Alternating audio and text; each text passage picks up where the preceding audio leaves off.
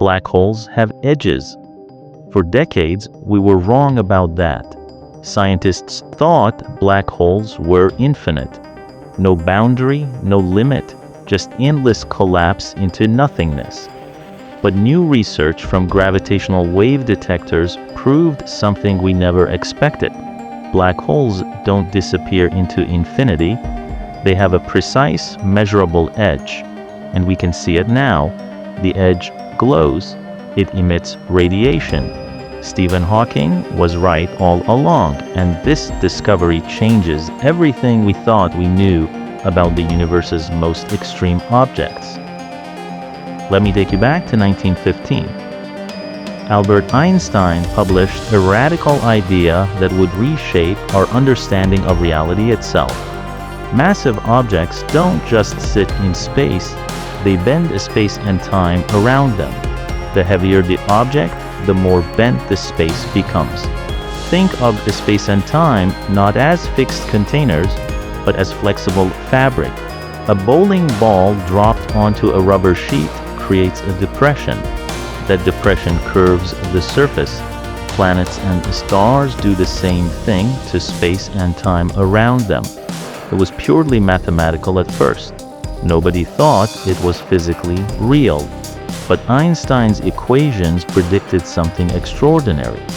If an object became dense enough, if you compressed all of Earth's mass into a sphere smaller than a marble, the space around it would bend so severely that nothing could escape, not even light. That object would be invisible. That was the birth of the theoretical black hole. But here's the problem that troubled physicists for a century. Einstein's equations predicted that at the very center of a black hole, the density would become infinite. The gravity would become infinite. Space and time would break down completely. Mathematicians called this a singularity. It was the point where physics stopped working. It was a mathematical catastrophe. For 50 years after Einstein's predictions, most scientists thought singularities were theoretical impossibilities. They believed nature would find some way to prevent such objects from forming. They assumed black holes existed only in equations, not in the real universe. The idea of an actual black hole seemed too extreme, too impossible to exist in nature. Then in 1964, something unexpected happened that changed everything. A young astronomer named Jocelyn was studying radio signals coming from space. She was using a massive radio telescope, scanning the night sky methodically. Most signals were just random noise, but one signal was different, absolutely different. This signal pulsed with perfect regularity.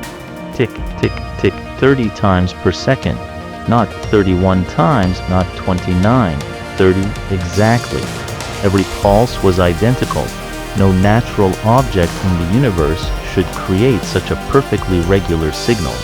It was too precise, too mechanical. For weeks, Bell and her research team puzzled over this mystery.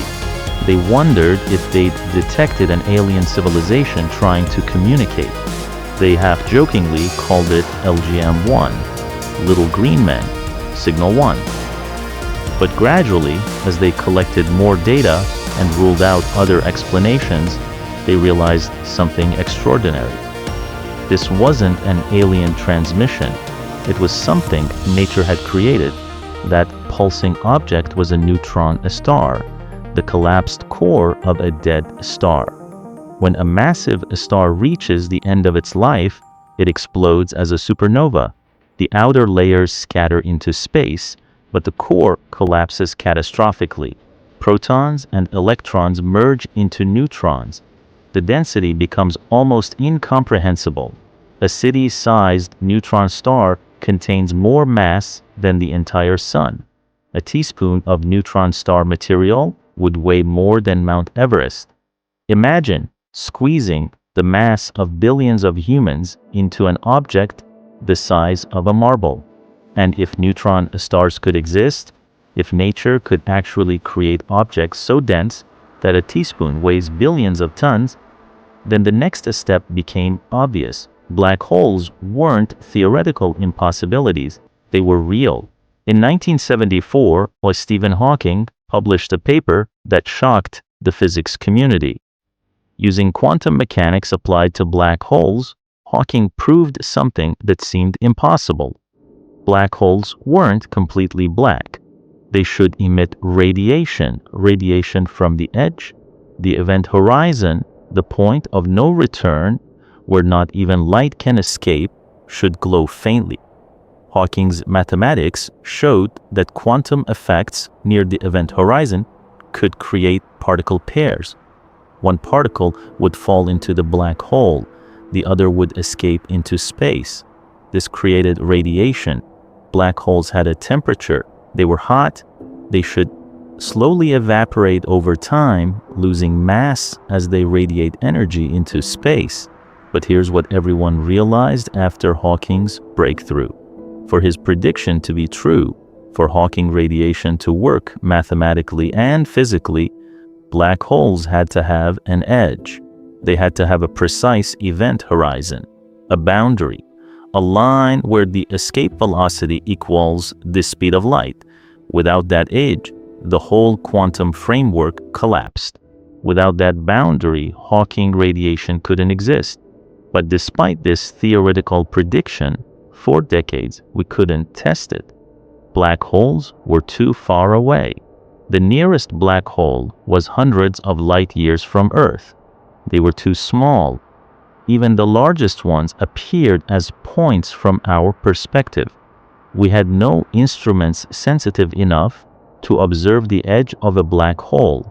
We could only infer their existence through indirect evidence. We could see matter spiraling around them. We could see light bending near them, but we could never directly observe the edge itself. Then in 2015, everything changed. On September 14th, at exactly 9:50 in the morning, two massive laser interferometers on opposite sides of the United States detected something extraordinary. These machines are called LIGO, Laser Interferometer Gravitational Wave Observatory. They're designed to detect something Einstein predicted, but nobody had ever observed: gravitational waves, ripples in space and time itself. For a century, gravitational waves remained theoretical. Einstein's equations clearly predicted them, but they should be so faint, so incredibly subtle, that detecting them seemed impossible. You would need instruments of unprecedented sensitivity. You would need to detect a change in distance 1,000,000,000,000 times smaller than a human hair. That's exactly what LIGO achieved. On that September morning in 2015, LIGO detected gravitational waves from two black holes colliding and merging 1.3 billion light years away. The signal lasted just 1/5 of a second. It was so faint that the scientists almost missed it, but it was unmistakably there. The data was clear, unambiguous. For the first time in human history, we had proved that gravitational waves existed, and we had proved that black holes existed, not through seeing them directly with light, not through photography. We proved it by feeling the ripples they created in the fabric of the space and time itself. But the real breakthrough, the part that proved black holes had edges, came from analyzing the ripple pattern itself. When scientists studied the gravitational wave signal, they discovered something profound. The frequency changed over time as the two black holes spiraled toward each other, getting faster and faster. The frequency of the gravitational waves increased. Then, in an instant, the frequency reached a peak. The amplitude was maximum. Then the signal stopped. That peak frequency told scientists something crucial. It revealed the moment when the two black holes merged, and the specific frequency at that moment, the exact numbers, only made sense if black holes had event horizons, only made sense if they had precise edges. You see, if black holes didn't have edges, if they were truly infinite singularities with no boundary, the gravitational waves would have a completely different pattern. The frequency would climb higher and higher without bound, but that's not what happened. The frequency peaked. Then the merger completed. The pattern matched exactly what Einstein's equations predicted for black holes with precise event horizons. Scientists have been detecting gravitational waves continuously since that first detection. They found dozens of black hole mergers. Each detection sends ripples across the universe that LIGO can measure. And every single time, the gravitational wave pattern confirms the same thing. Black holes have edges. They have event horizons. They have precise boundaries. But then in 2019, something even more visually remarkable happened. Scientists created an image, the first ever photograph of a black hole's edge. It wasn't a traditional photograph taken with a camera. It was something far more sophisticated and remarkable. The image was reconstructed from radio signals collected simultaneously by 8 of the world's largest radio telescopes spread across different continents.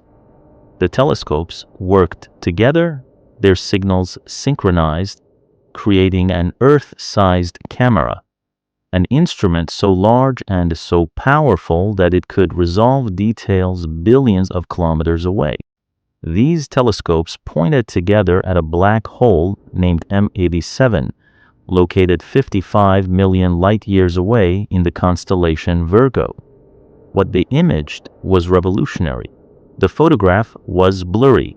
It was orange and red in color, but it showed something unmistakable: the event horizon, the edge of the black hole, exactly where Einstein's equations predicted it should be, exactly the size that theory predicted, exactly the shape that mathematics said it should have. For the first time in human history, we saw a black hole's edge with our own eyes. We didn't infer it from indirect evidence. We didn't calculate it from other observations. We imaged it. We photographed it. It was real. Then in 2022, they did it again. A black hole sitting at the center of our own Milky Way galaxy, Sagittarius A, a supermassive black hole millions of times the mass of our Sun. And again, the image showed exactly what theory predicted. Scientists could measure its diameter. They could watch matter orbiting at the edge at nearly the speed of light. They could see the glow from gas being heated to billions of degrees as it spiraled inward toward the boundary. Here's what makes the event horizon truly remarkable. The edge isn't made of anything physical. It's not a solid surface.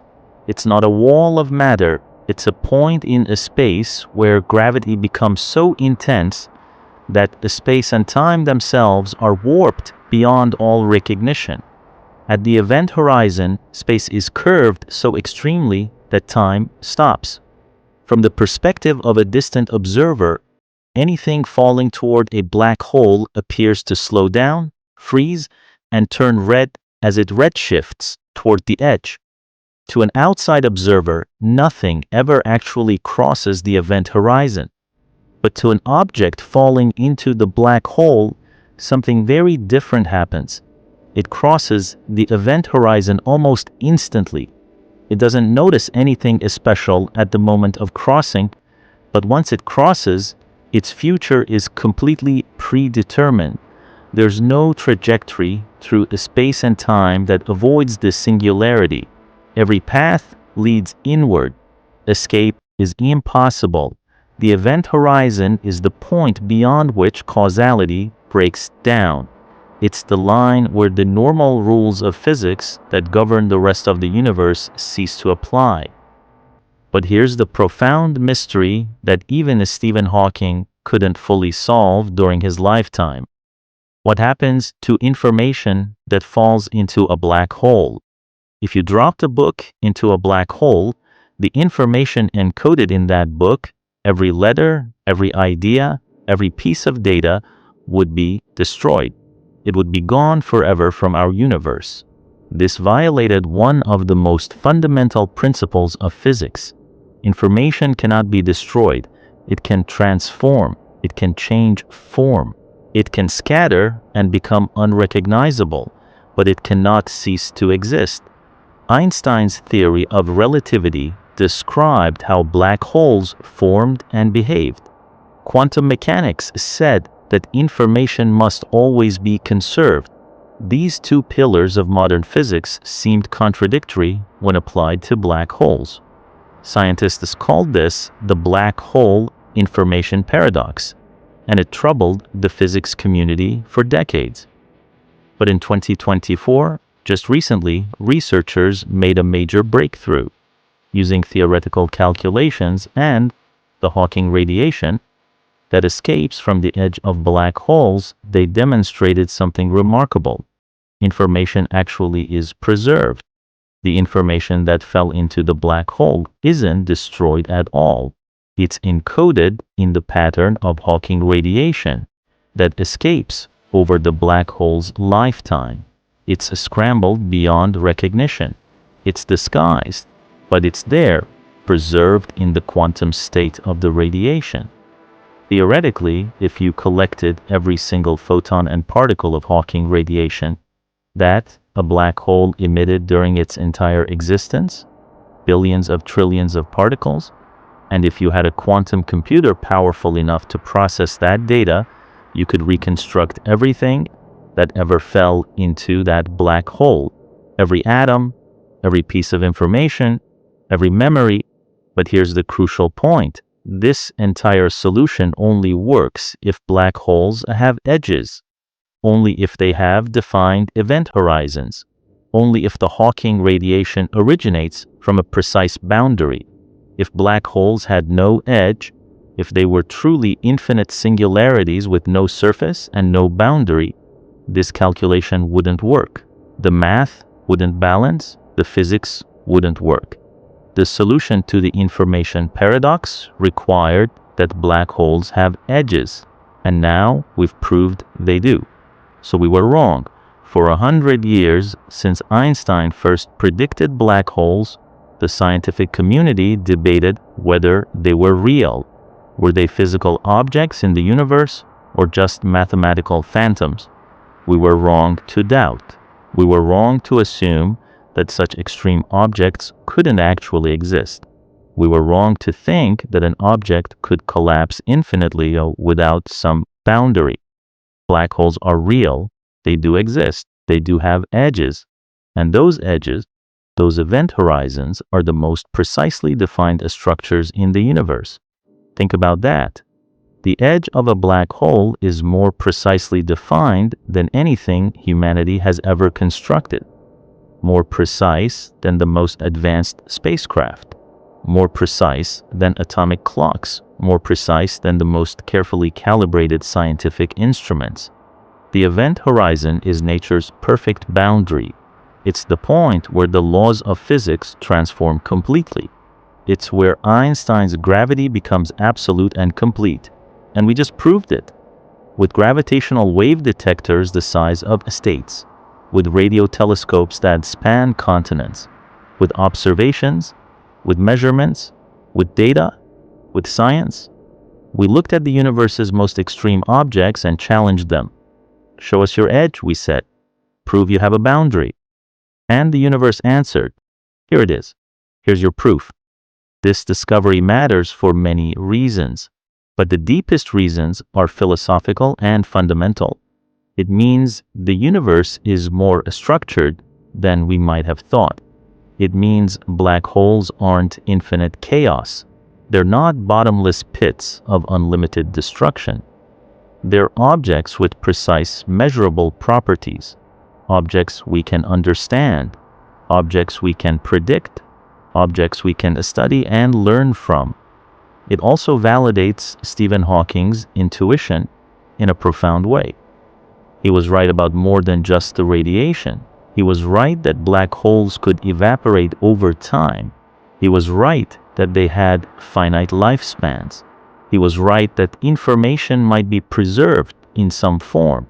He was right that event horizons were real physical boundaries, and even though he couldn't directly observe them himself, his intuition, his calculations, his insights have all been confirmed by measurements and observations he never lived to see. The deepest implication of this discovery is this: if black holes have edges, then the universe fundamentally has a structure. Reality isn't chaos and randomness at the extreme scales. There's order, there's mathematics, there are rules, there are boundaries. Even in the most violent, most extreme conditions imaginable, even in the depths of black holes where gravity is infinite, there's still precision, there's still structure, there's still law. The universe has edges, black holes have edges, and we found them. In the coming decade, we'll map black hole edges with ever greater precision.